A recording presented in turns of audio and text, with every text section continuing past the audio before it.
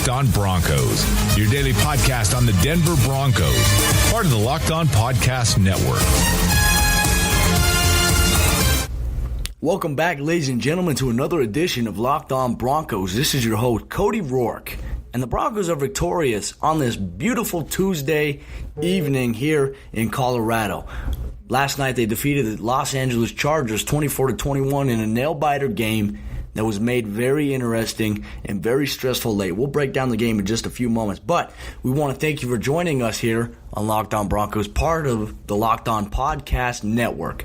So I got a couple of promotional things I want to talk about real quick before we get started with the show. We're going to analyze the game, break it down, cover the quarterback play, running back play, wide receivers, defense, and obviously a lot of other key notes we're going to touch base on in today's edition of Locked On Broncos.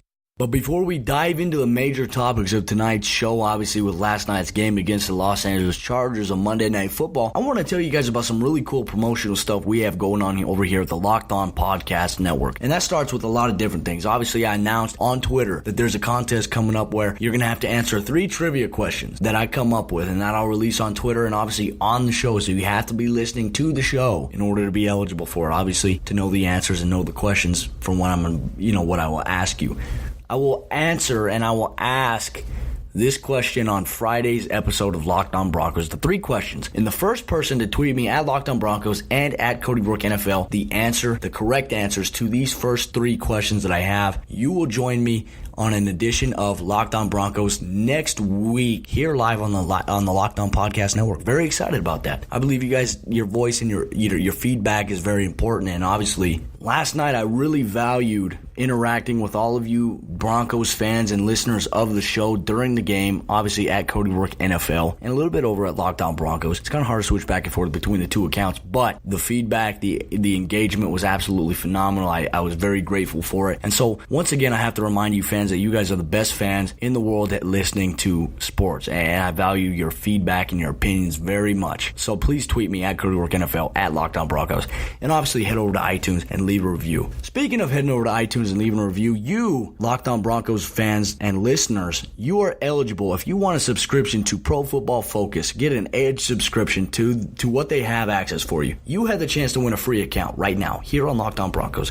and I'm going to tell you what you need to do it. So in order for you to qualify for one Pro Football Focus Edge subscription, which is valued at $39.99, you will receive NFL player grades, snap counts, and position ranks, obviously fantasy projections, rankings, tools, and charts, NFL draft coverage, which gives you the tools to make the necessary adjustments for what need to fit your team the most going forward, with Pro Football Focus files and stats, obviously Pro Football Focus fantasy, DFS, and NFL draft articles, as well as team and player pages featuring Pro Football Focus stats, where you can get all the latest coverage of the Denver Broncos, player snap counts, and efficiency over at Pro Football Focus. It's an absolutely phenomenal deal that we got going on you, and you as a fan of Locked On Broncos can absolutely qualify this by going to iTunes right now, leaving a review for Locked On Broncos, and be sure in the review to include your Twitter handle in the review. And each week, the Locked On Podcast Network will select a random winner from those that left reviews, and you may qualify to receive a free Pro Football Focus Edge subscription.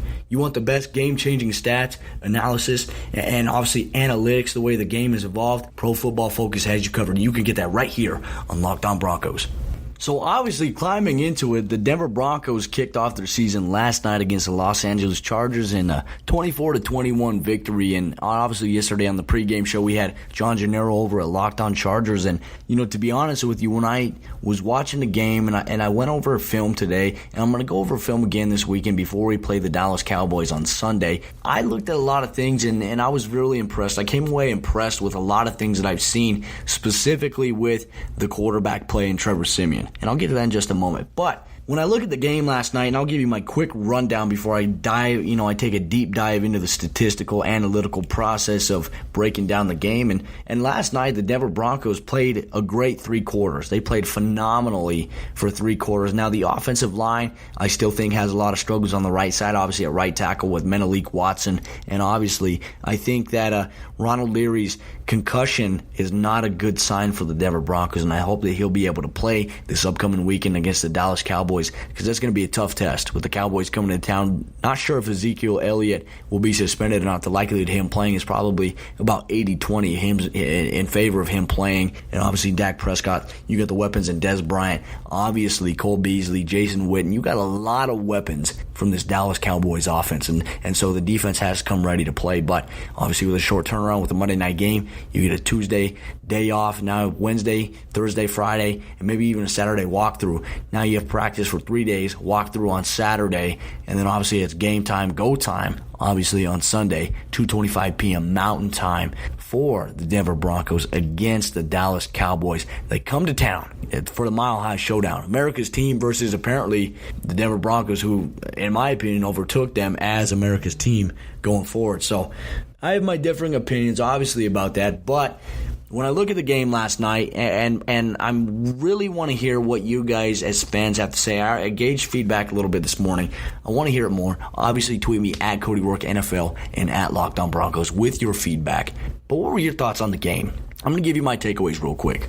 For 3 quarters, the Denver Broncos looked very improved from what we saw from them last year, and obviously improved play at the quarterback position. And I tell you what, outside of one throw where Trevor Siemian threw this pass that looked like it had the potential to be a pick six and the guy dropped it, Trevor Siemian came out after that and was slinging the ball, and he was threading the needle to tight ends Jeff Hireman, and obviously he laid a really nice throw to Virgil Green late, but he was very efficient. And one thing that I saw that really impressed me with Trevor Siemian last night was his ability on third down to convert and move the chains and have confidence, and that's something we never really got to see from him last year. Obviously, last year was his first year as a starting quarterback, but now he looks a little more comfortable. What I saw from Trevor Siemian last night, and I looked over Twitter, and there were people who all summer long, didn't really necessarily have a lot of faith in Trevor Siemian or believe in what Trevor Siemian could do.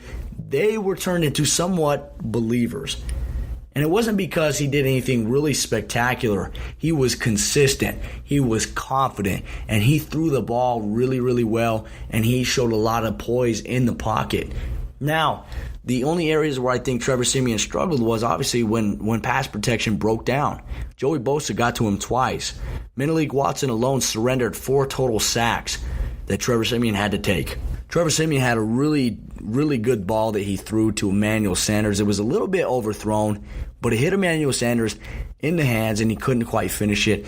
They went on, obviously, on a free play to go and spin out to find Benny Fowler for a touchdown, who scored his first touchdown in the second quarter, and obviously he'd come with a second touchdown catch later on in the game. And I tell you what, I see this is the Benny Fowler we've been looking for. Obviously, we heard a lot of great reports last year out of training camp that Benny Fowler was looking like one of the most impressive Denver Broncos. He goes into week 1 preseason game against Chicago of last year, gets injured, and from that point, Benny Fowler kind of declined a little bit last year. I don't think he was completely, truly healthy, and he struggled in big games last year. He had obviously a big touchdown catch against the Chiefs. However, he had several key drops, game-winning potentially drops that he had obviously against Tennessee and late in overtime against the Chiefs on the Sunday Night Football loss that they had. But Benny Fowler looked pretty dang good last night. Trevor Siemian looked pretty dang good last night. And I'm going to go in right now and I'm going to break down the stats. Obviously, Trevor Siemian came to the game completing, well over in a lot of his completion percentage was pretty high. He completed 17 of 28 passes for 219 yards. He threw for 2 touchdowns, and he ran for a touchdown where he broke Joey Bosa's ankles. And we saw a little bit of what we saw from Trevor Siemian in the preseason. We actually saw him step up when the pocket collapses on the outside, and he steps up underneath and runs the ball. He rushed for quite a few yards, not a lot, but he scored a touchdown with it, and he also moved the chains several times when it was second or third down, and he created space with his feet, obviously extended the play a little bit. The Denver Broncos' run game was okay. In my opinion, They got off to maybe a little bit of a slow start, and they didn't really have the game that we're used to seeing from the Denver Broncos running backs, obviously, that we've seen from the past. But I can't be picky. And the reason I can't be picky is because C.J. Anderson came into the game with 20 carries for 81 yards. Now, a good majority of C.J. Anderson's carries, he didn't really hit the hole hard, or he didn't have that bounce on, obviously, on a first down rushing play. And that was kind of concerning. But then again, that's only the first game. And when I look at the NFL in week 1, I look at all these NFL fans, all these team fans that look at how their team played in week 1, and the overreactions begin. And I'm not going to do that with the Denver Broncos. I was pretty upset. I was pretty frustrated last night, obviously, in the fourth quarter and a little bit after the game, because the way the game was going, it shouldn't have been as close as it was. It should have been at least maybe 37 to 7, based on how the game was going. But I'll get to that in just a moment. C.J. Anderson carried the ball 20 times for 81 yards, picked up some key first downs, but also struggled a lot on first down with rushing the ball. Jamal Charles came in with 10 carries, 40 yards, but the key note for Jamal Charles is he had a fumble, and upon review, they reviewed it, and they really didn't have enough evidence to really overturn it, but Jamal Charles, when the Los Angeles Chargers were making their comeback, had a very, very key fumble, and I'll explain that whole entire sequence of events in just a moment. But we're going down the stat sheet here. Demarius Thomas, 5 catches, 67 yards. Emmanuel Sanders, 3 catches, 26 yards. He caught a quick hitch, and he obviously ran 50 yards to gain 20 yards. Very impressive play. And then obviously Virgil Green had a huge catch in the fourth quarter with a 1 reception, 44-yard play by him and Trevor Siemian. It was a beautiful throw. And unfortunately, on the next 3 plays, there was nothing for Trevor Siemian to go, as obviously he faced a tremendous pass rush, and he got sacked twice in a row, which took the Broncos pretty much into deep field goal range where Brandon McManus missed it. And I'm going to explain that segment. I'm going to explain that sequence of events in just a moment. But defensively, guys who stood out to me, obviously, Shaquille Barrett. Shaquille Barrett obviously suffered a hip injury, throughout the summer, throughout OTAs and training camp. And what happened was, going forward, he surprised me because he had this explosiveness to him where I really, truly did not know how he would play.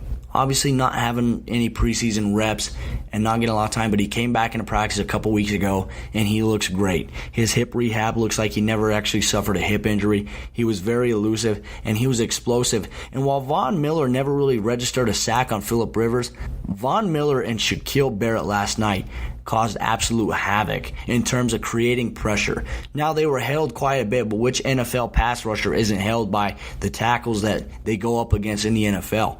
Not a lot of those, not a lot of those plays were called. Obviously, I think Russell Okung held the crap out of Von Miller and Shaq Barrett in certain important phases of the game, but more importantly, the Los Angeles Chargers, the San Diego. It's going to be hard getting used to calling them that. But the Los Angeles Chargers really couldn't capitalize it. And obviously the pressure off the edge when they ran a smoke blitz with the Sam and obviously the outside backers which are Shaquille Barrett and Von Miller. They got quick pressure off the edge, which forced Phillip Rivers to throw several incompletions on third down. Obviously late in the game on the third down play when obviously they had a chance to kind of throw the ball into the end zone and maybe test the Denver Broncos DBs and maybe potentially get a game-winning touchdown. Von Miller, Shaquille Barrett off the edge, very quick, tailback out of the backfield. Phillip Rivers had to just chuck it up, incomplete. Denver has to settle to hopefully stopping them on a field goal attempt. Obviously icing the kicker for the first time, calling a timeout. And then obviously the second time, Shelby Harris, the GOAT, the guy in the middle who played a phenomenally stellar game defensively for the Denver Broncos in stopping the run. Shelby Harris came through and he blocked the kick. He blocked the field goal, and for the second year in a row, the Denver Broncos open at home on a primetime game with a blocked field goal or a missed field goal late. It's a pretty beautiful thing when I look back at it. I was very stressed, obviously, and I'll tell you why. The Denver Broncos were up going into the fourth quarter, 24-7. And they were dominating in all phases, offense, defense, special teams.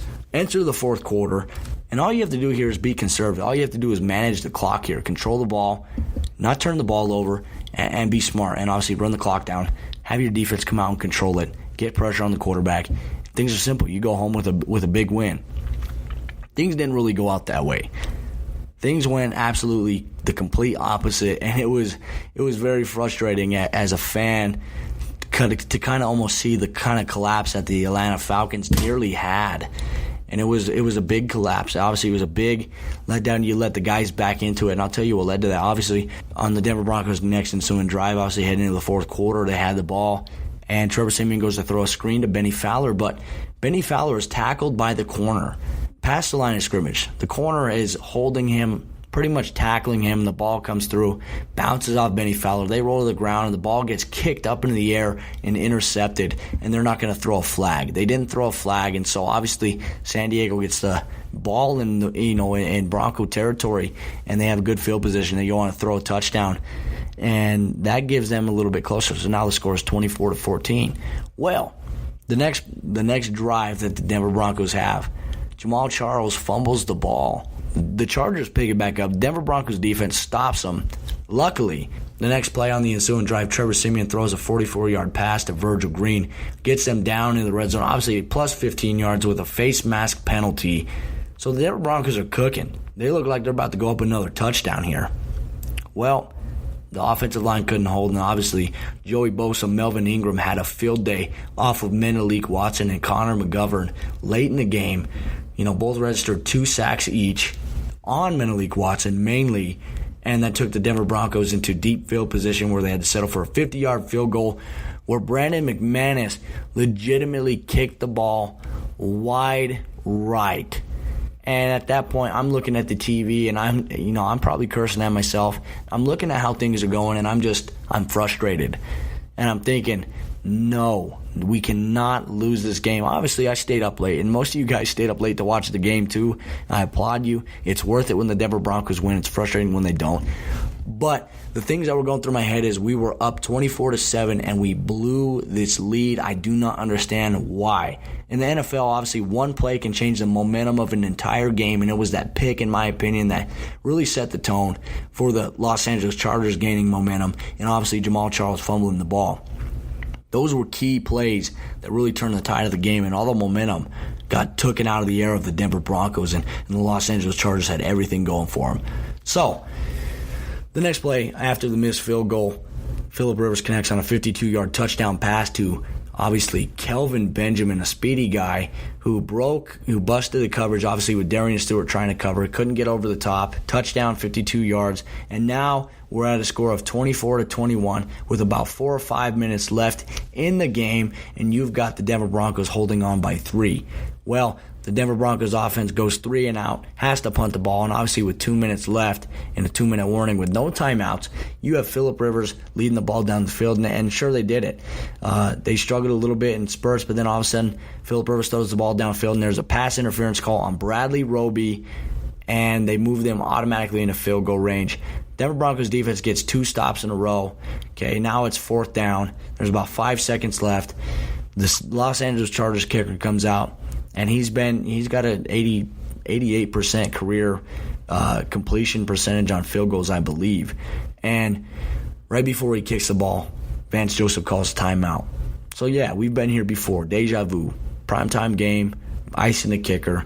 And then the next time he comes out and he lines up, and Shelby Harris creates penetration up the B gap through the guard's shoulder, gets his hand up, and blocks the ball. Denver Broncos win the game in dramatic fashion once again.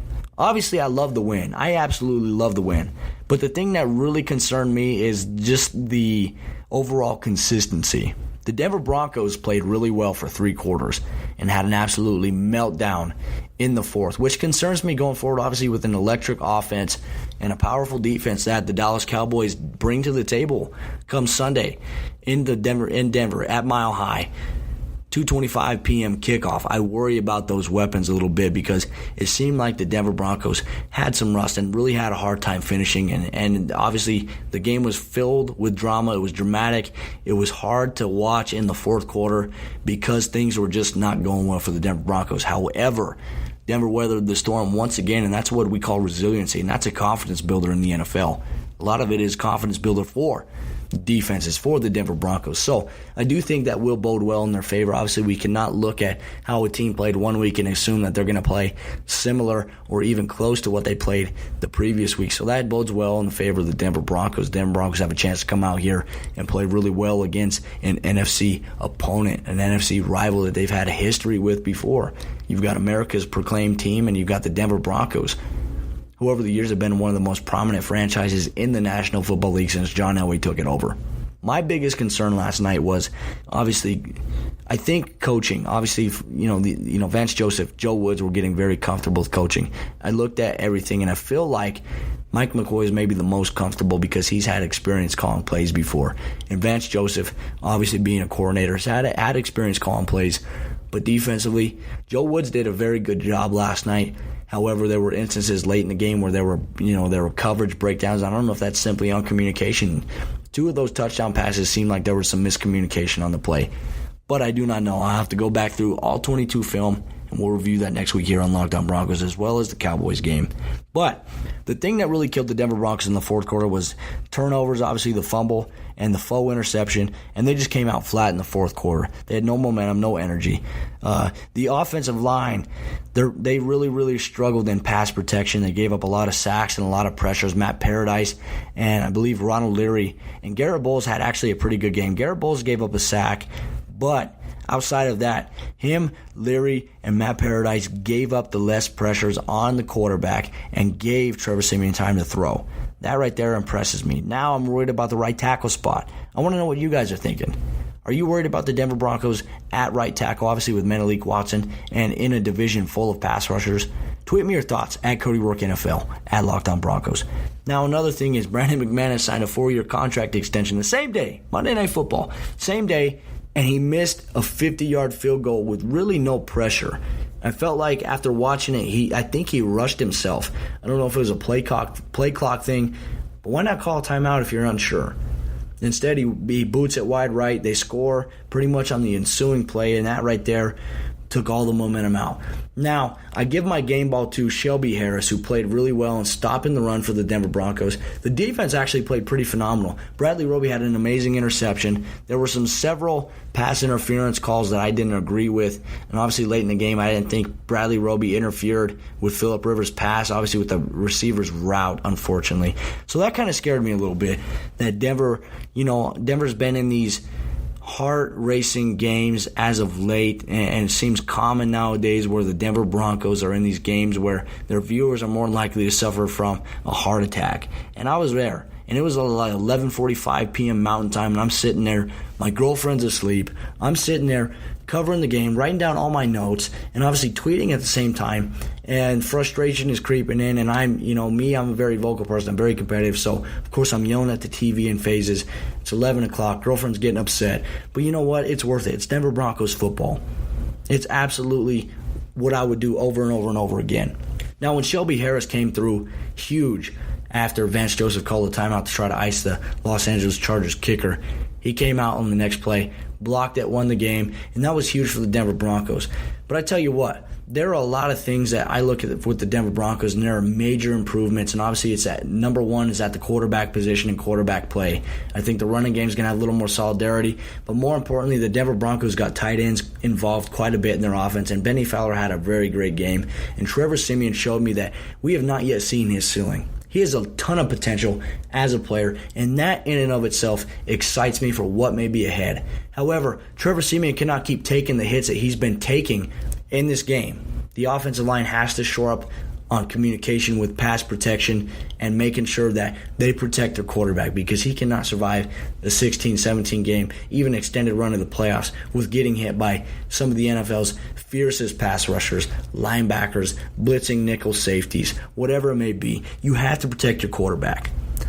So, tweet me your thoughts at Cody Roark NFL and at Locked On Broncos, and be sure to head over to iTunes right now and go over there, leave a review, leave your Twitter name if you want a Pro Football Focus subscription, if you want to be entered in the running for a potentially free and advanced membership with Pro Football Focus. Go to iTunes right now, go to Locked On Broncos, leave a review, rate the show, leave your Twitter handle, tell us what you think about it, and obviously tell us why you think you should win the Pro Football Focus Edge subscription as well. And obviously head on over to Pro Football Focus. They have a lot of great stats, a lot of great infomercials about what they have to offer in the latest game of football analytics, as it's ever changing, it's game changing, it's absolutely amazing. And make sure you add Locked On Broncos into your top 5 podcast. When you need Denver Broncos news and NFL news, where are you going to go? Do you go to the internet, or do you go to, obviously if you're stuck in traffic, you're heading to work or you're heading back from work, or it's lunchtime and you got nothing to do, you got that 2 o'clock feeling, do you listen to Locked On Broncos? If so, please put us in your top 5 of podcasts that you listen to, because it's very influential. And they say that the top 5 podcasts you listen to influence your mindset. So if you love Denver Broncos football, Locked On Broncos, we have you covered here with the latest breaking news, analysis, and matchup coverage that you could possibly get in all of the sports world right now. Rocky Mountains, Mile High City, Denver Broncos 24/7, obviously outside of Orange and Blue 760. Great station. Obviously love Tyler Columbus, Andy Lind all over there. But we have you covered over here. Locked On Broncos, hosted by Cody Roark. And obviously, I value you guys. We're going to have guests here on the show soon. Former Denver Broncos safety, Nick Ferguson. Hope to have him here very shortly here on Locked On Broncos. But like I said, you fans make the show. Tweet me your thoughts on tonight's episode. And obviously, stay tuned, because on Friday's episode, I will announce the 3 questions that you Twitter users that listen to the show, wherever you are, have to contact me. And the first person to get the 3 answers right correctly first, you will be joining me on an episode of Locked On Broncos next week, covering the Dallas Cowboys game, aftermath, and obviously analyzing the Buffalo Bills matchup that the Denver Broncos will have in Week 3. Like I said, we hope to keep you covered with everything Denver Broncos related. This is your host, Cody Roark, saying good night and go Broncos.